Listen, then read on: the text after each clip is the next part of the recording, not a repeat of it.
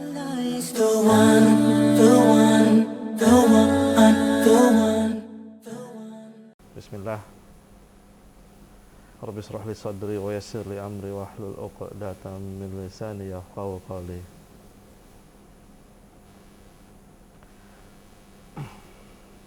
Wa ma tilka bi yaminika ya Musa? Qala ya asaya atawakkau 'alayha wa ahussu biha 'ala ghanami wa liya fiha ma'aribu ukhra. Qala alqiha ya Musa. فألقاها فإذا هي حية تسعى قال خذها فلا تخف سنعيدها سيرتها الأولى واضمم يدك إلى جناحك تخرج بيضاء من غير سوء من آية أخرى لنريك من آياتنا الكبرى اذهب إلى فرعون إنه طغى قال رب اشرح لي صدري ويسر لي أمري واحلل عقدة من لساني يفقه قولي إذا جاءت الصاخة يوم يفر بسم الله الرحمن الرحيم. Assalamualaikum warahmatullahi wabarakatuh.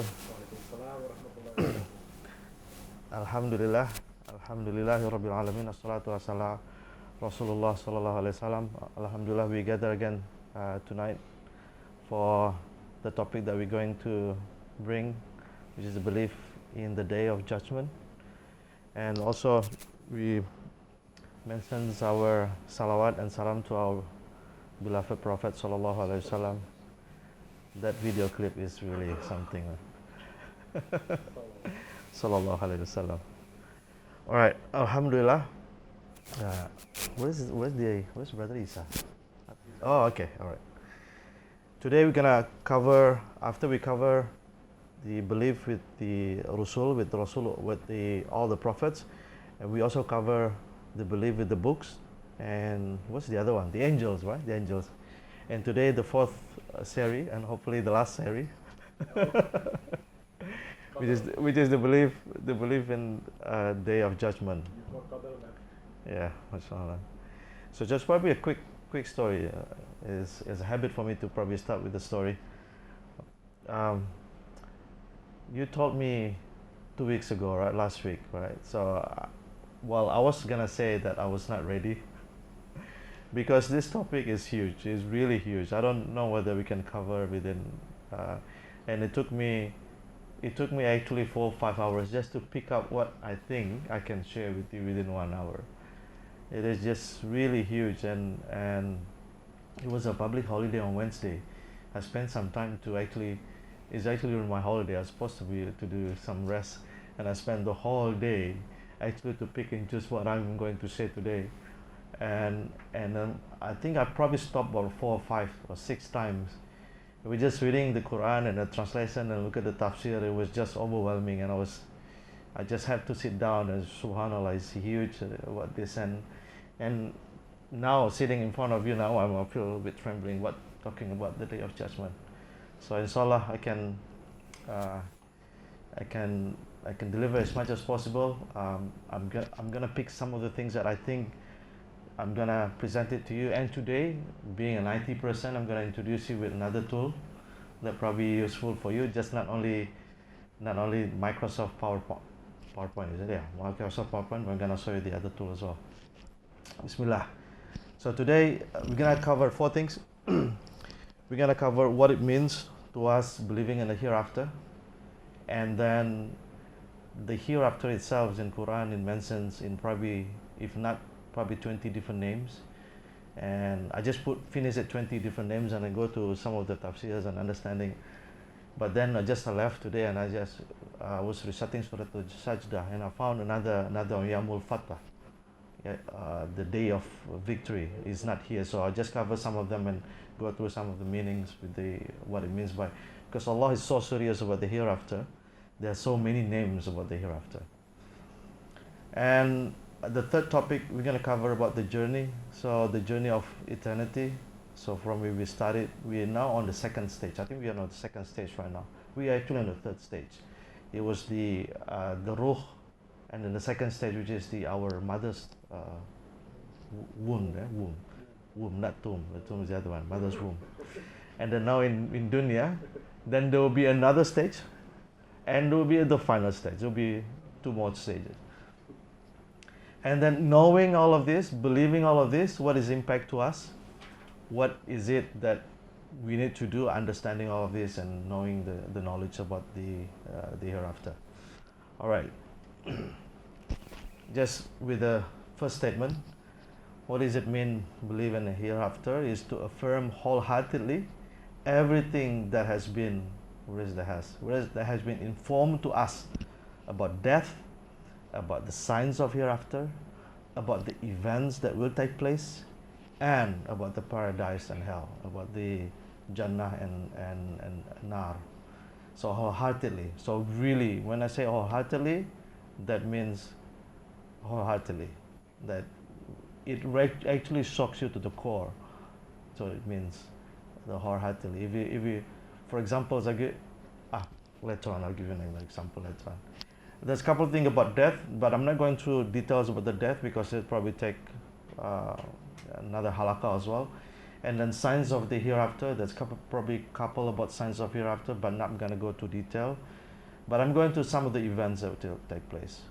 The events that will take place after we depart from this world and until our final destination, which inshallah will be in Jannah. Say Amin. All right.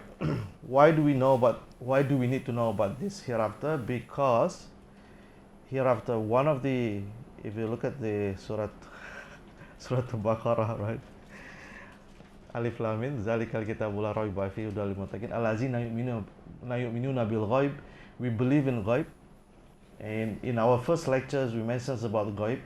When everything is about ghaib, I don't really like the word unseen, because the word unseen, if you look at this, brother, you can see this, right? I put it in here. Can you see it? It's unseen, right? Yeah, but it's not ghaib. So I don't like the word unseen, as I probably mentioned in our first class. I prefer the word unperceived, right? So you cannot really imagine how it looks like. So part of our akidah, part of our belief, the core belief, the basic belief is everything that is ghaib has to become from single source, which is Rasulullah sallallahu alaihi wasallam. It is only from Allah and His messengers. We cannot any knowledge about ghaib outside of Rasulullah sallallahu alaihi wasallam.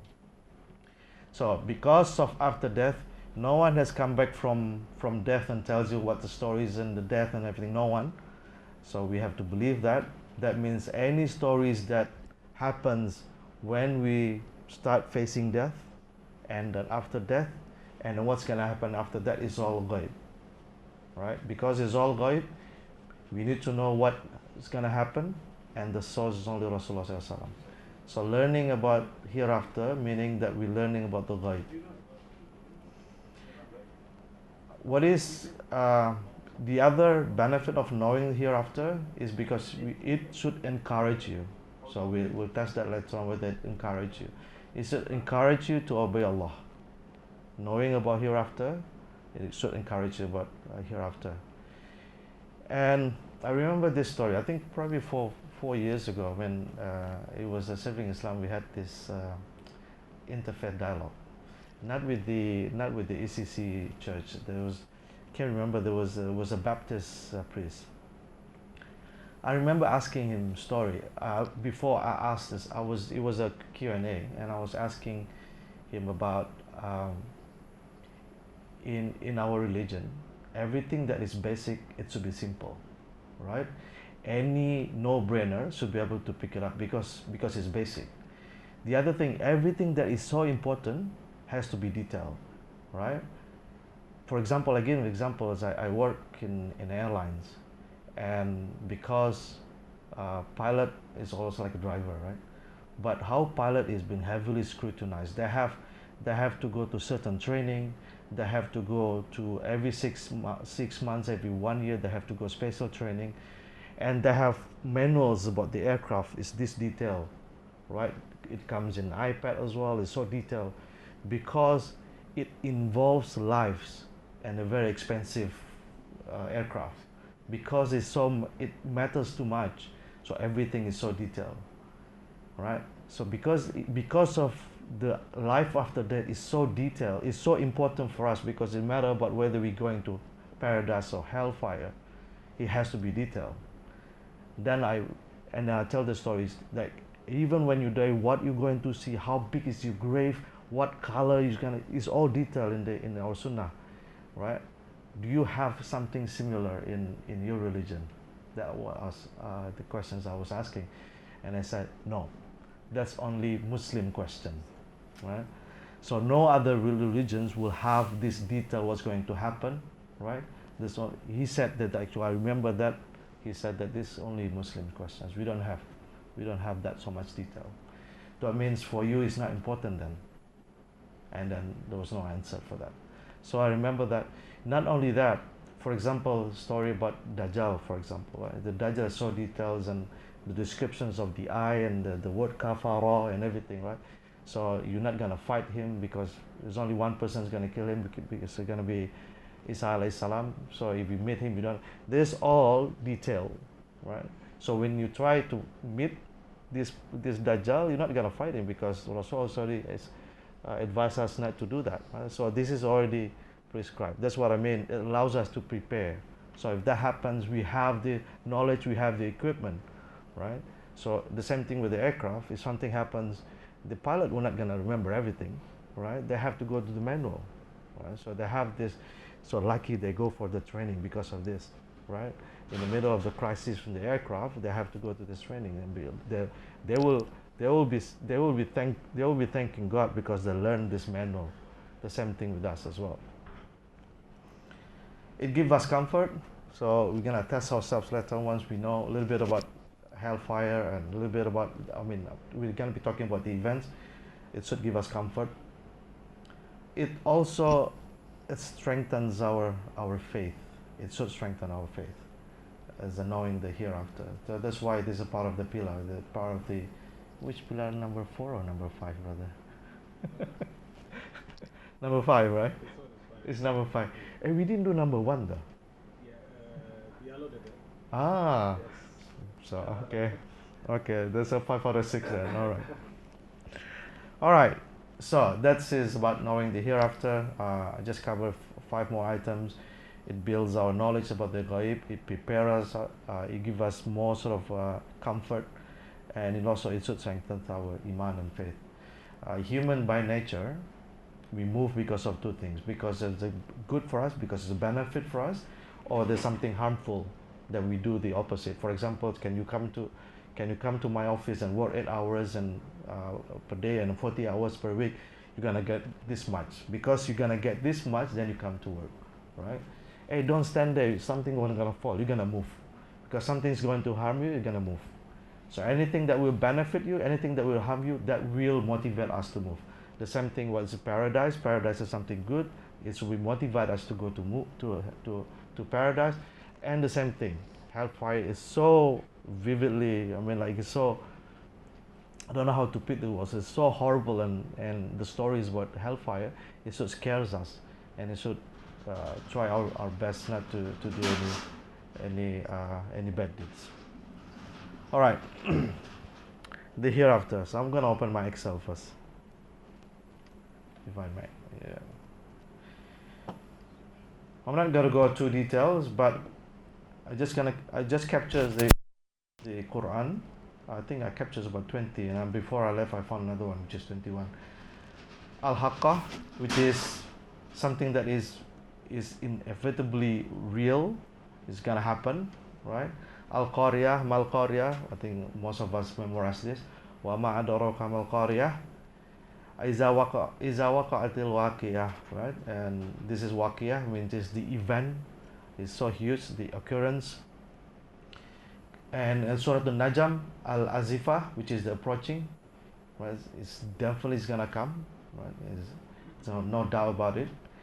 And when everything talk about event, and Al-Ankabut, which is Ad-Darul Akhirah, which is about place, is a final place. As-Sa'ah is the hour, and as-sakah from Surah Al-Abasa. Let me just see. This is, I think this is what you put in the flyer today, right? فَإِذَا جَاءَتِ الصَّاخَّةُ يَوْمَ يَفِرُّ الْمَرْءُ مِنْ أَخِيهِ وَأُمِّهِ وَأَبِيهِ وَصَاحِبَتِهِ وَبَنِيهِ. Subhanallah. This is the event when the second trumpet will be blown, that you will be run from your brother. Right? Whether it's going to be your blood brother, whether it's someone you hang out with, everything that you're close to, you call your brother, you're going to run away from them. Not only that, you run from your mother, and you run from your father. Not only that, you will run away, you will flee. The word is flee. You will flee from your wife, from your spouse, and your 4 children. I remember about 4 or 5 years ago when I was ready to do my Qiyamul Layl, and I went into my daughter's room.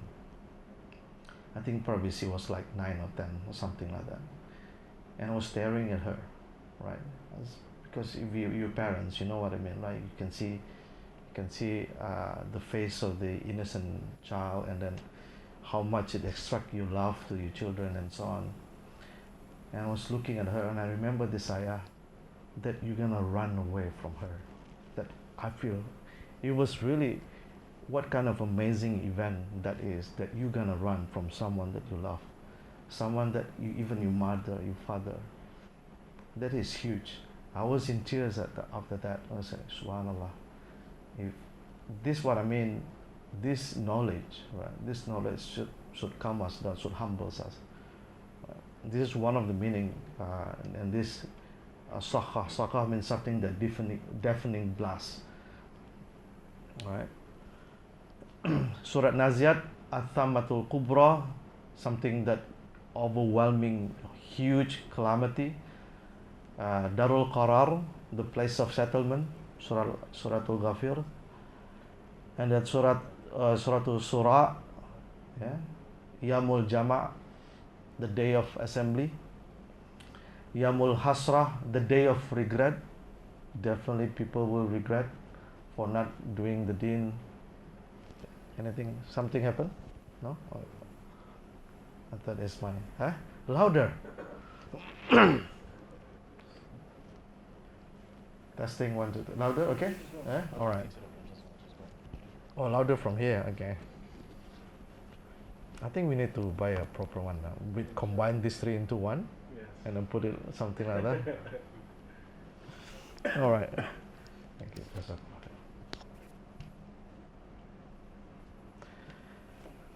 Okay. Yawmut Tanat, the day of calling. So everyone will be called, and everyone will be calling. Yamul Ba'at, Yamul Khuruj. This is one of Khuruj. You know Khuruj, brother? Khuruj. Yeah, exit. Yeah. The 3 days, 40 days. Yamul Khuruj, the day of Khuruj, the day of emergence. And then Yamul Khulud, from Khalidina Fiha, the day of eternity. Yamul Fasal, the day of judgment. Yamul Wa'id, the day of promise that will be executed. In this case is a threat. Yamut Taghabun, the day of deprivation. Yawmuddin, this is from Surah Al-Fatiha, right? Surah Al-Fatiha. Maliki Yawmiddin. Allah is the owner of the day of recompense. Everything will be paid full at that time. Yamul Hisab, the day of account. And that's it. That's 20, I think probably even more. I think I found one just now, Yamul Fatah. All right. Okay.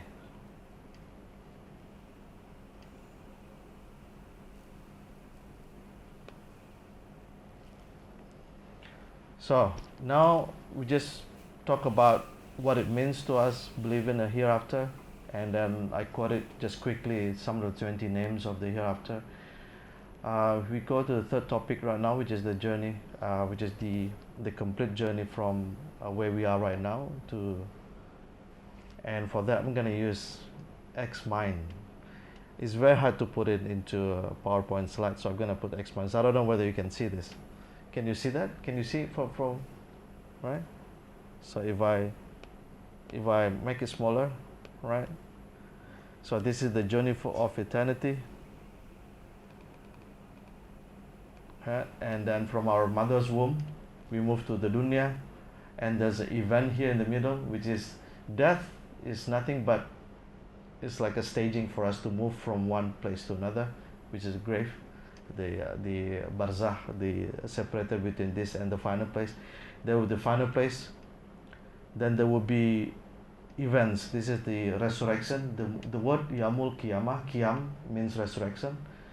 The yamul jama, this assembly, there will be the assembly, there will be the handing of the records, and after the handing of the records there will be the judgment, and then once after the judgment there will be the scale of our deeds, and then after the scale there will be the bridge, the sirat, the sirat, and after the sirat we come to our destination, and there will be we will split into two, one to go to paradise and the hellfire. May Allah make one to be in the paradise. Amin ya Rabbil Alameen. Alright, what I'm planning to do, I'm just gonna, I think everyone already heard this before, so what I'm gonna do, this is it's like a travel, what do you call that? Travel plan. Yeah, this is our travel plan. Yeah, itinerary. This is our itinerary, right? And I'm gonna tell, like for example, if we go for a holiday, my wife will tell me, okay, we're gonna go to this town. We're going to be in this hotel. This is you're gonna wear on this day because it's gonna be cold, and so on and so on. So it's a very detailed itinerary, right? So you're gonna go only 1 day or 3 days, 3 days or 5 days. You have complete itinerary. You get your passport ready and everything ready. This is gonna be the whole long journey. So we should be able to know what's going to happen.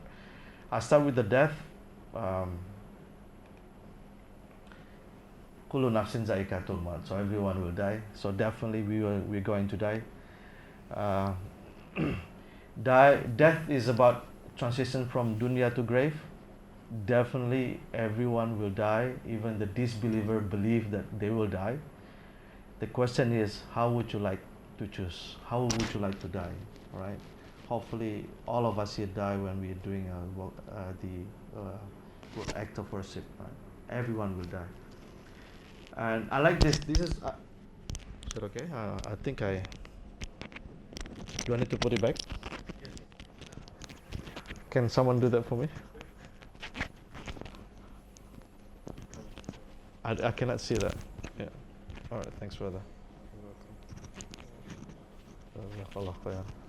MashaAllah. Yeah. I remember putting this in my WhatsApp status.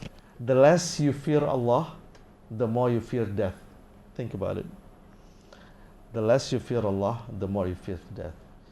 The story about, if you remember the story about Fatimah radiallahu anha, when at that time Rasulullah SAW in the time before he passed away, and she came to the Prophet, and the Prophet was whispering to her, and she was crying.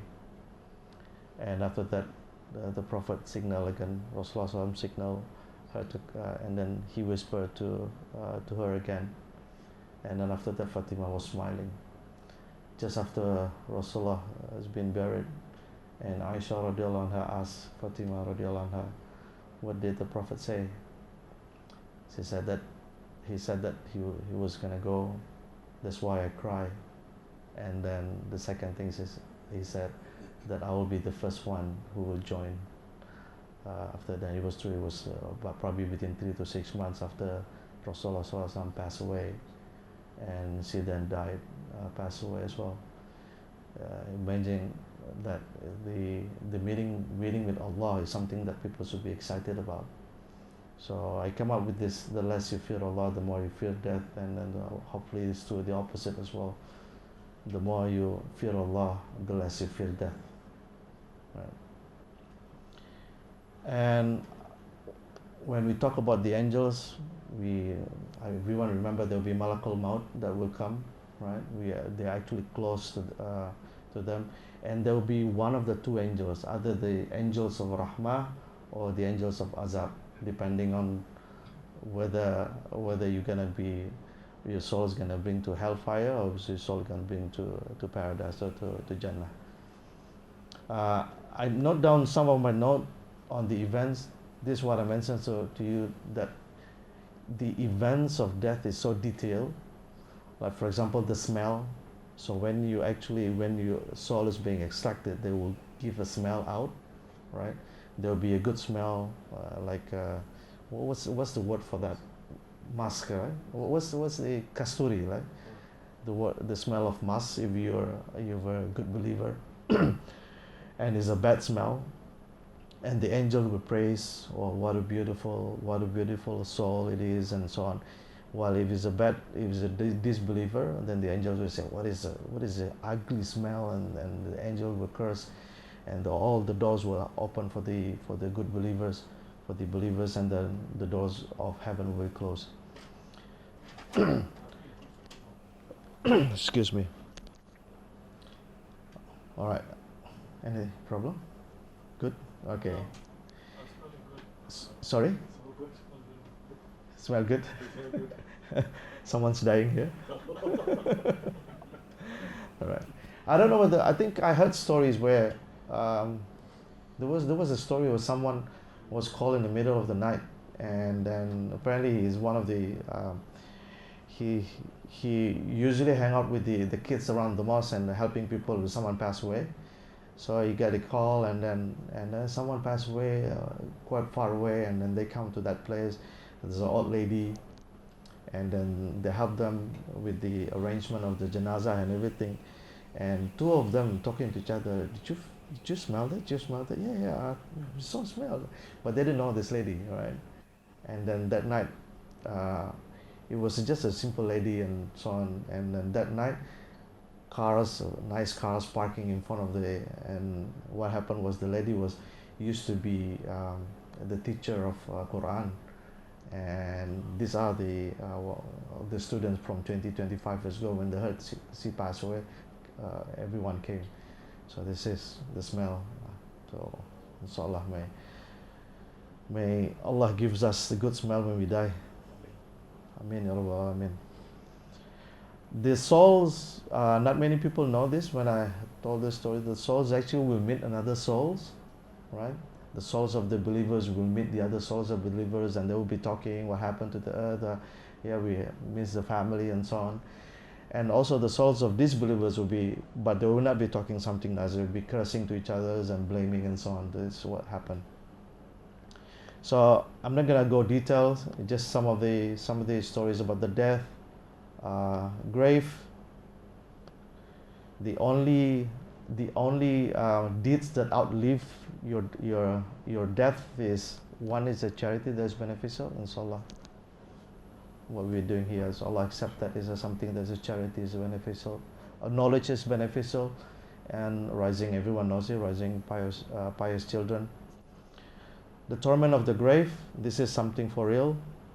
The questions in the grave, who is your God, ma rabbuka, and then the believer will answer, Allah is my Lord. The disbeliever will answer, I don't know.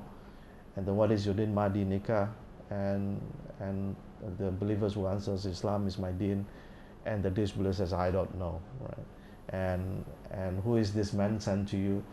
The believer will say, I testify, Ashadu Allah ilaha, I testify that there's no God worthy of worship, and he is your messenger, right? And the disbeliever will say, I don't know anything, but I heard he was a prophet. So it looks like he heard there's a prophet, but they didn't care. So that's why they become the disbeliever. There's 4 protections that Rasulullah give us advice. One is a protection from the torment of a hellfire, torment from the grave, a trial from the world and hereafter, and trial from the Masih Dajjal. Yeah, this is, sorry.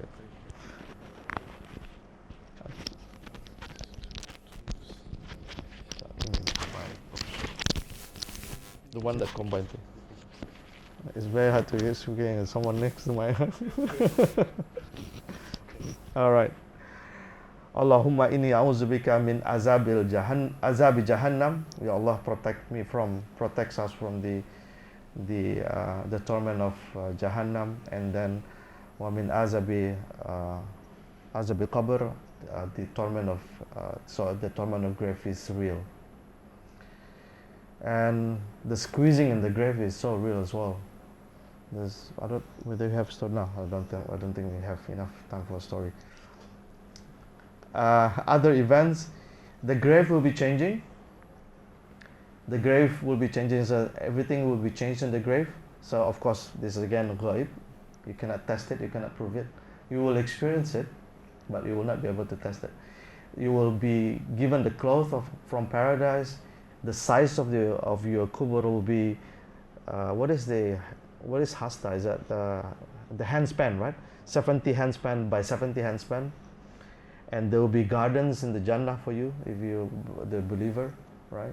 But for the disbeliever, there will be fire. There will be open the door to see the hellfire, and the size of the kubur will be the size of the grave will be so bone crunching, and there will be companion. Someone will come to you and who are you? I'm your deed. I'm your good deed, and the nice. And then after that, you just go rest, right?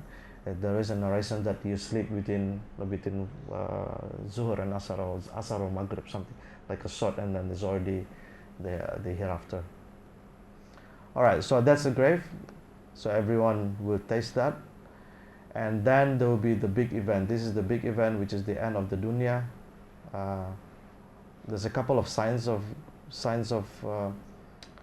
the sorry. There are major signs, there are minor signs. Major signs included in them is Masih al-Dajjal. I'm not going to talk much about the signs of the signs of the end of the world, because it's probably a different topic altogether.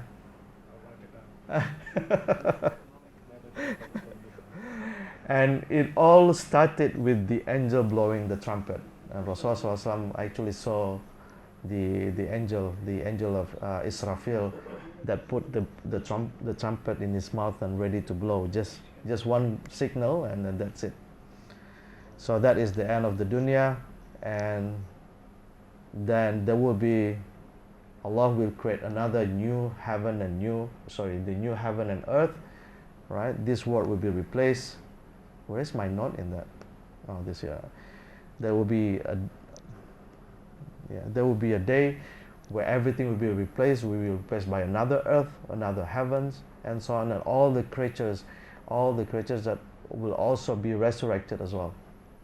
Right, so this is during the final place, and that is the next part will be the Qiyamah, which is the resurrection. The trumpet will be deafening, as-saqah, like we went through this. There will be 40 years between the first trumpet and the second trumpet. The first trumpet is when the whole world is destroyed. And there will be there's a 40 period, whether there's 40 days or 40 years between the first trumpet and the first trumpet and the second trumpet. And the human will be resurrected from the tailbone, and human grow. There will be rain, and then human will grow again, just like vegetation. So this, I hope one day one of these movie, not movie, animations will make this. That will be awesome, man. Yeah. Yes. Give me a question, please. The simple one.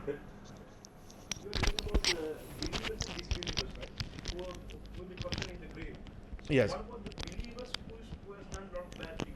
Are they categorized as disbelievers? There's actually I have on another slide that just categorized into two. Of course, probably. So should I put it back again? Just more hold it like this. Okay. So, yes, there will be the stories that narrated in the hadith is either the believers or disbelievers, right? So because at the end of the day, we either bound to hellfire, may Allah protects us, or bound to Jannah. So all the journey is split into two. So for example, when I mentioned to you when the soul is extracted, the believers, they will smell good. The disbeliever will smell terrible. And then the soul will bring to the heaven, the first heaven, and all the angels will say, oh, this is a very good smell. Who is this? This is from so and so. But from the disbeliever, oh, this is smells so bad. Who is this? He got cursed, and the soul will be thrown away back to the earth. So there's only two separate journey for that. So it started from the atheism. Yes, it started from yes. But they know like they're going to heaven or hell. Yes, something like that. Yes, that will be a different topic altogether. Thrown back to the earth. Yes, The bad soul. will be put in the earth. That before the ruh is united again in the grave for the question. All right, let's move on. All right, there's, I think there's a Quran. I don't want to go to that. One day is like 50,000 years. Oh yes, all human will be gathered, including animals as well. So there's a hadith that Rasulullah SAW said that even the hornless sheep will settle its score with the one that has horns. So everything will be paid in full. I remember my sons, that if you want to find justice, you're not going to find it in this world, right? The full justice, all the full recompense, full payment is going to be done in the I remember one of the stories, I think it was from the video of Zakir Naik, and someone asked him about how do you prove how do you prove paradise and hellfire? And it's very interesting how he answered that. I say, okay, let's suppose I'm a mafia. And now start thinking, okay, what does it mean? Let's suppose I'm a mafia. I mug people, I kill people, I rob you, I this. Tell me, brother, why do you think I should stop? No, it's not good it's not good, you know. If for me it's good, I got more money. But you'll be caught by the police. No problem, I pay the police. But you'll be caught by this, no problem, I pay the jail. And then and the guy who asked them, so there's nothing to ask, right? So the only thing I can say, then you get punished. So that notion that you get punished is actually something in your heart that you have believed that the hereafter, right? That's the only thing. If someone kill, let's say like someone like Adolf Hitler, for example, like kill like whatever, thousands of people, right? Not only he killed thousands of people, but how many people get widow, how many people losing their parents, how many people suffer because of that? If you want to establish justice and you kill him, you cannot kill them 40,000 times or whatever the number is, right? You cannot kill that. But Allah says in the Quran, after you've been burned and you make a new skin again, burn and you make a new skin. Only Allah can do that. So at that time, this guy, and I think is an atheist, he asked that question. The only thing he can think of, that in order for you to stop being a mob or mafia, is that you will die and you get judgment, right? This is deep inside our heart. We know that it's gonna be the final justice, right? Rasulullah SAW also mentioned when we resurrected, we'll be naked, barefooted, and uncircumcised. And Aisha radhiallahu anha asked, everyone will be naked? Yeah, at that time, no one will care about this. Everyone will care about themselves. Right? And there's a lot of stories about the horrific stories about being in during this time. And I remember this story. Oh, there will be, everyone will start talking to, let's find something, let's do something together, let's go to Adam. Let's ask Adam to start the judgment, because we cannot wait here. This is because some people will be drowned by the sweat, there will be blood, some people are blind. There's gonna be huge torment just in that after resurrection. And people go to Adam, and Adam says, nafsi, go to Nuh, right? And then Nuh also said, no, I cannot do that, I cannot help you. Nafsi is, I only care about myself. Go to Musa alayhi salam. The same thing, we all gonna run to Musa. And we're all gonna run to Musa and ask Musa, please ask Allah to start the judgment. And Musa says, no, we cannot do that, go to Isa alayhi salam. We're gonna go all to Isa. Ya Isa, please ask Allah to start the judgment. I cannot do that. Right? People worship me. All right. So ask Muhammad sallallahu alaihi wasallam. And when we ask Prophet Muhammad, he's gonna be saying, Analaha, I am ready for this. And he will make sujud. And he will make sujud. And he'll continue doing sujud. Continue doing sujud until Allah asks him. So this is gonna be the biggest safa'at, the biggest intercessions that we're going to experience, which is to save us just from the torment of just waiting in the mashar, in the assembly, right? A number of intercessions from Rasulullah SAW is also that he will bring some people. I think he brings some people to Jannah without judgment.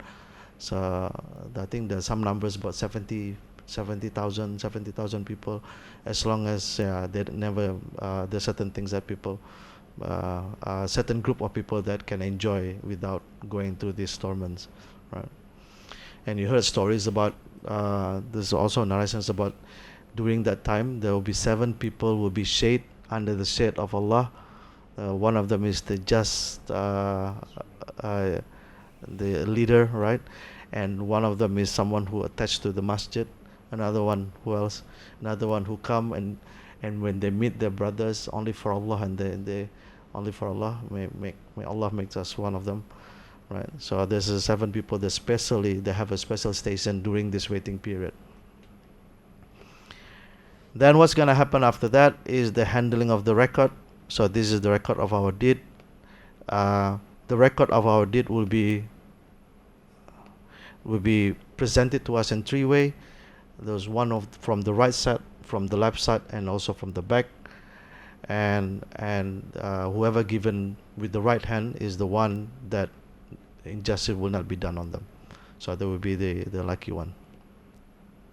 All right. Already 8 o'clock. After the assembly and then the handing of the record, now the judgment. This is something that Allah promised a lot. Right? There's gonna be a judgment. One of them is Malik Yawmiddin, right? The honor of the.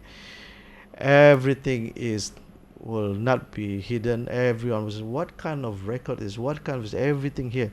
There will be on your hand, on your right hand will be your record of your good deed. On your left hand will be record of your bad deed, and in front of you hellfire.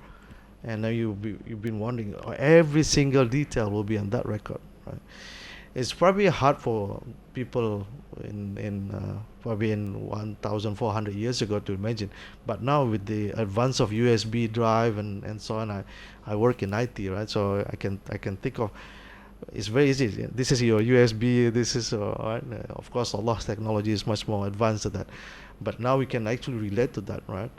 Your deed is actually shown to you probably in another 5-6 years, and we don't need screen anymore. We just project it, projected just right in front of you, and a lot of technology is already going that way. There will be 2 angels. There will be one that will drive you, and one will be the witness, and also then the judgment. Allah and the angels come down with Suratul Fajr. See, if I'm in front of my all the Qurans is very hard. It's coming. Come on. We'll come back. All right. Malik, Safa. Allah will come with rows of the angels, and you can imagine that it's like a huge presentations, right? Like sort of a force. Right? What again? Wajah. Malik was Safa. Right? And Allah will directly address us, right? And every one of us will be questions about Allah. Some of the questions is how you live your life, how you use your youth, right? Everyone here is still young, still below 20. I hate you all. Right? Yeah, I heard, I read some of the details, but when youth in here is people below 40, because life begins at 40, right? So I'm still have another 20 years to start my living. All right, and then how you got your wealth, how you spend your wealth, and how you use your knowledge, inshallah. We use our knowledge for the benefit of mankind, inshallah.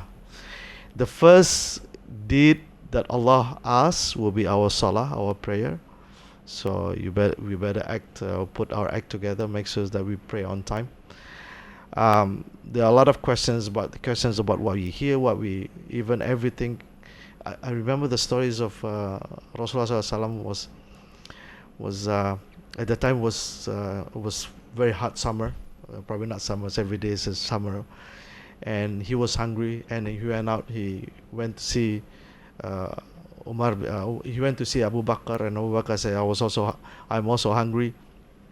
And then they just walk out, and then they met Umar bin Khattab, and they said, I'm hungry as well. So three of the best men on earth, they're feeling hungry, all right.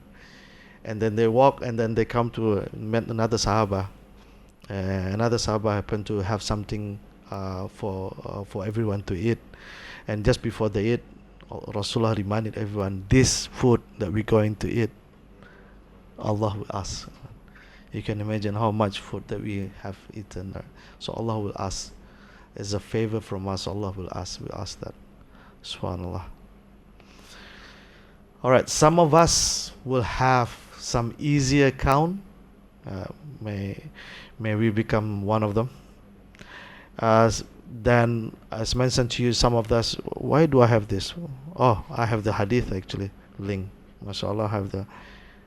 Yeah. Some people who receive the record on the right hand, they have easy judgment. Some people even no account at all, 70,000 of them. They never ask. I think there's different narrations of the hadith. They ask, some of them say they never ask for ruqyah, some of them ask for some treatment. They never practice any sihr or any charm, and they always put the tawakkul on Allah. So there is a special 70,000 Muslims, that 70,000 people that get a special account. All right, we still have more. All right. Who are the witness? Allah is the witness. Angels also the witness, and our limbs become the witness. So the mouth will be sealed, and our hands. My hands used to do this. My hands did this. My hands did this. My feet did this. My feet walked to the place that you didn't allow, Ya Allah. So everything's complained, because at the end of the day, it all belongs to Allah. They will complain to Allah that we used them for something that that's not Allah ridha. All right. So our limbs will also testify against us. That's on the judgment. After the judgment come the scale. So this is the weighing of our deeds. Surah Al-Qariyah wal-Qariyah. I even have my Indonesian note in here. What will be weighed will be your amal and your record as. That's probably not. Let's not do this. I forgot to convert it to English. All right. So that will be the. Where are we?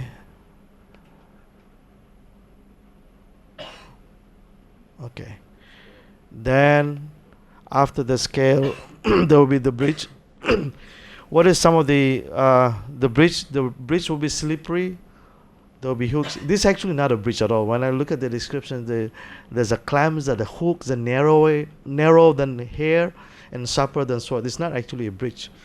Some people will go in this bridge as a wink of an eye. All right. Some people will have to go like have to be dragged, right? Some people will not make it. There are stories about some people some of the munafiqun, they will go almost close to the edge, like they think, oh, I'm gonna get, and then they fell, right? So this is the munafiq will get a special treatment. All right. And then people will go to this bridge, crossing the bridge. Some people will have no scratch at all. Some of them will be scratched with that, and some of them will fall into the hellfire. And at the end, you will see the, how do you say that, the how do you know the al-Khawthar, the fountain, right? We call it because I normally use the Indonesian word for that, and I just found that it's actually the cistern. I don't know the cistern. Have you heard this word? Cistern. The fountain, right? The fountain of Kauthar. So this is the place of gathering when the Ummah of Rasulullah SAW met, and Rasulullah with his own blessed hand will give us the drink. And one Sahaba asked Rasulullah SAW, how do you know your follower, your Ummah, right? And how, like, I will know black horse with the white stripes, right? And this stripes is like you, is coming from you as from you wudu. And I remember Abu Hurairah after that, you perfected his wudu, so because of that. So and this fountain will have water that is whiter than milk, and the scent is like better than musk. It's the drinking vessel that everyone, when they drink, they will never thirsty again. So that is the Haud al Kauthar. Then the last part will be our destination. Then we go to paradise, and hopefully Allah make us far away from the hellfire, and we go to the paradise. So this is our journey. Finally. Okay, that's the journey. So this all, as I mentioned to you, part of the believing of hereafter is to believe what all this story is all about, because this is something that ilmul ghaib, something that, but we have to believe in that, right? As I mentioned to you, even an atheist, when he asks Zakir Naik, there is something in their heart, they know that there should be judgment, right? So, and Rasulullah SAW told us all the stories, what's going to happen, the stages, what will happen to us, what will happen to the believer, what will happen to this bird, all the complete story. All right, knowing this, what we should do is we should put our act together, be more serious about the deen, right? This journey that we have is in this life is only 60 years, and the journey that we're gonna go through is gonna be thousands and thousands of years. And some narrations are thousands, some narrations are 50,000 years. You can imagine waiting for a few minutes alone is already painstaking for us. And knowing all of these tortures, knowing all this event should give us mindful about that this dunya should be only temporary, right? This dunya should be only about temporary, and we should be hungry for good deeds. I have these stories, and I never found someone like this before. This probably happened about 8 years ago, and we were in the masjid, and then one of the brother just came late to make the Salatul Fajr, and he had with him a bag. And after we pray, and then we probably just wait for another 1 hour. We do some chai and some talks and so on like that. And before this brother took off, another brother came in and grabbed the bag and carried that with him. And I said, and people fighting over this bag. And I said, please let me carry. And I said, what happened? This is the first time I saw something like this. Please let me. I am very poor in amal. Let me carry this bag. Please let me carry it. This is the first time I see people like really fighting for ajar, all right? Fighting for ajar. And we should be hungry like that. We should be hungry for any opportunity for good deeds, right? They just grab it, right? Bite with your molar. Right? Then knowing about the tortures as well, it should discourage us. Every time we do maksiyah, every time we do something bad deeds, we know that is Allah watching us, that Allah is kind of all this torment. Forget about the hellfire. Just going through all the stages and events is already so much of the torture, right? That's why Rasulullah asks us to make dua that Allah protects us from the tortures of the Qiyamah, right?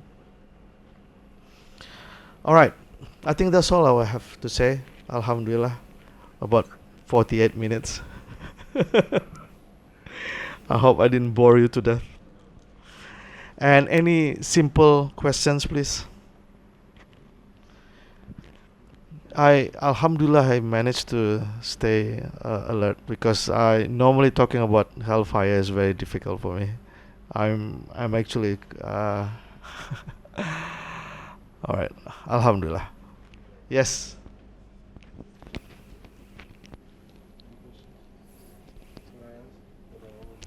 The simple questions on the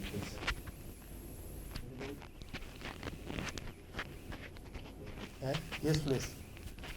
So, as the Buddha was asking before he left, which was about believer and disbeliever, Yep. he asked specifically about believer. So, if someone believes in La ilaha illallah Muhammad Rasulullah, but he does bad deeds, he doesn't pray, Yep. he doesn't give zakat, for example, or other things that you're supposed to do, but he doesn't do that or she doesn't do that. So, what would be like which angel? I mean, obviously, ilm or ghaeb, what angels will come? What angels will come? Which ones will Okay. come? So Allah knows whether this person, with His mercy and His rahmah and His just, Allah knows whether this person is going to be in hellfire or is going to be in Jannah, right? And based on that, that's what's going to happen to them. Based on that. May Allah make us among people of Jannah. Amin. Yeah, that's. I remember the story about when we talk about the Prophet Joseph alayhi salam, right? There's a couple of twists, a couple of way of looking at the event when all the ladies of the city cut their hands when they cutting and when they're cutting the fruit, and then at the time Prophet Joseph just walked in, right? There's a couple of twists and angle on how to see that, but I remember someone saying, I remember there was a story, because he looked like an angel, everyone is so amazed that they didn't realize they cut their hands. Right? They didn't realize they cut their hands. It's supposed to be a painful experience, but because what they see. So that's what the hellfire, the torment, and everything is actually very, very severe. But because Allah allows us to see the Jannah, especially in the hellfire when we die, Allah allows us to see the Jannah. That Jannah allows us to put that feeling, that the feeling of death is actually we don't feel that. So there's a strength of death, right? They call it sakaratul maut. Yeah, yeah. The strength of death is real. Yeah. So yeah, the only way that we can resist that pain is because Allah saw us our final destiny, which is our house in Jannah. I think that's probably yeah. No, I have one. Oh, another one. Okay. There's a hadith, as far as I remember, about I'm trying to recall it. Those who will be, again, there's a lot of hadith about that. Like, for example, the one who's been giving a lot of wealth, the one who's been knowledge. You talk about the three things, right? That is going to benefit you. But then there'll be I think 3 people who will be coming, but they will be thrown into hellfire. Do you know what I'm talking about? The first 3 people Yes. that will go to hellfire. Yes. One of them is the Hafiz of Quran, Yes. and he say, "Ya Allah, I memorized this Quran for your sake, Ya Allah." And Allah says, "No, you do it because you want people to call you Hafiz, we want to be famous and so on," and he's got thrown to hellfire. And the second one is people who has a lot of charity. Ya Allah, I did this charity because of you. I spent all this money because of you. And Allah says, no. You did it because you want to be popular. You want to have your name in the name of the building and so on and so forth. You don't do it because of me. You go to hellfire. And the third one, people make jihad and he think he died as a shahid. I think there was actually one story, someone who died as a shahid. People think died as a shahid during the Battle of Uhud. And Rasulullah said, "Oh, look at that guy, fight for Islam and everything." And Rasulullah says, "No, he's gonna go to hellfire." And in this case, Ya Allah, I fought for you, for your sake, for your deen and everything. No, no, no. You fight not for my sake. You fight for your name to be, because of that you go to hellfire. There's the three people. And again, this shows you what? This shows you that that you did based on your intention. It all comes down to your intention. So this religion is two: intention and guidance, and how you do it, right? It's methodology. Your intention is good. Let's say I'm so fired up. My intention is so good. I'm gonna make fajr 4 rakat, right? Not only not accepted, you probably can punish for doing that. So intention is one thing, but how you do methodically. Right. So it's about intention, but not enough. But it's how you do that. It's based on the Sunnah of Rasulullah SAW. And just on that, I know you went through very quickly on our culture. So Rasulullah ﷺ will recognize his ummah, Yeah. and there'll be a group of people, as we know, Yeah. so that people can reflect on this as well. Yeah. Who Rasulullah ﷺ will think is his people, Yeah. but then the angels will say no. Yes. And there are people who come to Rasulullah, and Rasulullah ready to give the drink, and the angels came and drag him, and it says, "No, that's my ummah. No, no, no, no, no. You don't know what they did after you gone, right?" So this is people who change the Sunnah of Rasulullah SAW, or they practice a different way, and they claim to be the Prophet, following the footsteps of the Prophet, the Ahlul Bidah, I think. Yeah, the people who make their own, and again, the intention and method. From that, does it not seem as if they were people who obviously did the wudu? Because Rasulullah ﷺ recognized his ummah. They recognize it. Yeah, there's something. So Yeah. he would say that this is my ummah. Yeah. So they are people who did the wudu. Yeah. Yeah. I would say something like that as well. Yes. Yeah. So they are part of this ummah, but again, the same thing. There are some people, how to punish. For example, if you have a dog, for example, and then you have a small short list, right? It's very easy to run, and the dog will not get punished for that. But if you have a very long list, and the dog, they think they're free, and they run, and then suddenly get choked, right? So that's what happened to the munafiqun as well, when they think they're gonna close to the sirah, and then they fell, right? So Allah is the makar, and Allah is the best of the makar, right? And so I think these people, hopefully they, and again, this is just my my interpolations for that. It's just people probably they know that what they do is wrong, but they continue doing it, right? And they pretend to be, and then this is all like a false hope, like a false hope for him that I'm gonna get this, and then suddenly he get thrown to hellfire. And again, this is my interpolations for that. Last question, because I like family, obviously with yourself. Do you think Day of Judgment is a good topic to speak with children about? It is part of our pillars of belief. It's all about packaging. I think it's all about packaging. Kids, like human being, there's also reward and punishment systems, right? You can do that from that approach, that everything will be rewarded, everything. But of course, when the kids, is easy for you to tell about Jannah, right? But again, I don't have any issues so far telling this story about hellfire and this, because they know everything has to be, this world is not just, they know that. So if you want for Jannah, then wait for, if you want for just, then we need to go for the other world. Yeah. Yes, something like that. Jazakallah, it was a good presentation. Very comfortable mode there. I've done a lot of definitely, the presentation before. I think it was more crystal clear. Maybe it's not relevant. I just want to know, what is the soul, bad souls doing in this world? Sorry. Bad soul What doing? if the bad souls who are, put back in the world? They in different world, right? There's a barzakh, right? So not like, Of the grave. yeah, is a part of the, they not go, like we not go back to our mother's womb, right? So this go forward, right?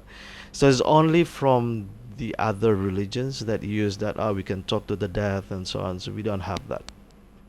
We don't talk to the death, right? So I want to talk to my grandfather who passed away 20 years ago or something, where they put the key to my bank account or something like that. No, we don't have that. So all the souls and everything is, Allah knows it because it's ghaib. If Allah does not tell that story, if Rasul did not tell the stories what's going to happen to them, whether they're gonna interact or not, then we don't. What is mentioned is that there will be place for them Iliyin, right? They were gonna place for them where they put, and then they mingles with the other bad souls as well, and they get their own punishment. And after that, they were sent back to the grave when they get asked. And the good soul then after that will take the rest, and the bad soul will feel the hellfire, and all the bad deeds will show as the is an ugly animal, ugly beast.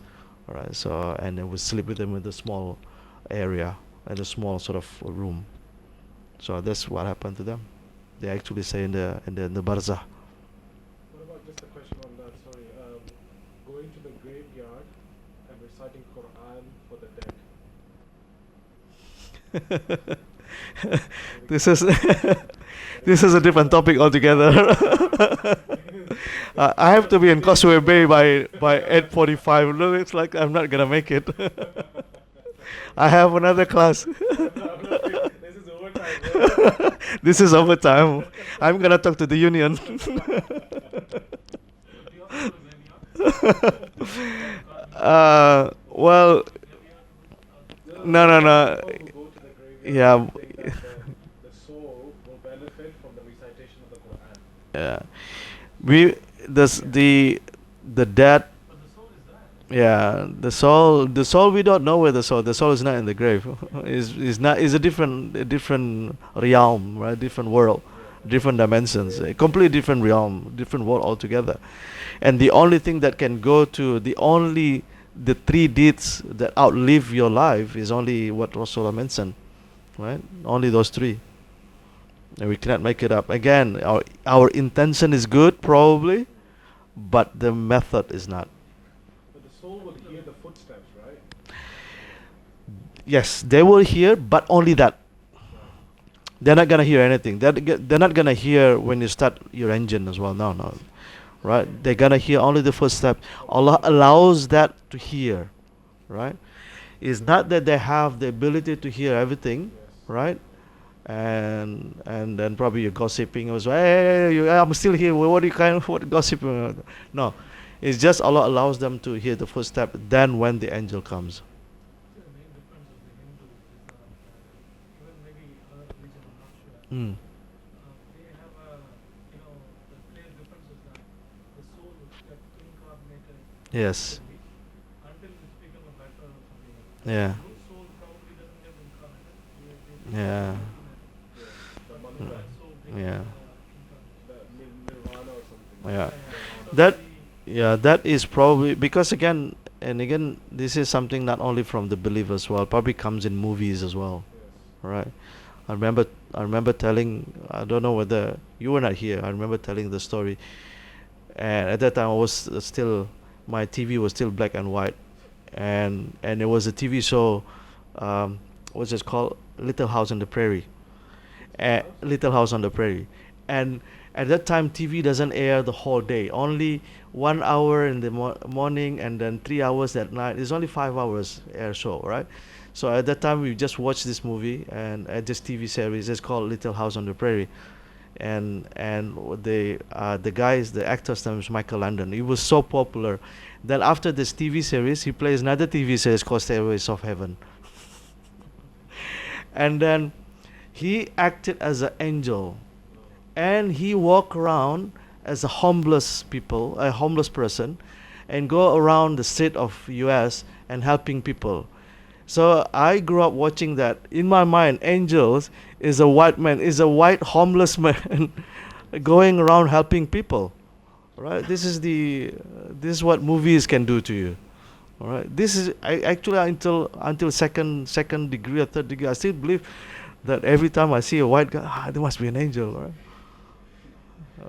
Yeah, that's what movie affects us, and wallahi, the people who behind the movie, they're all what they care is all about this industry, right? Whatever sells, whatever float your boat. Wa yakum. We close? Okay. Assalamualaikum warahmatullahi wabarakatuh. Subhanakallahumma. My Allah is the one, the one, the one.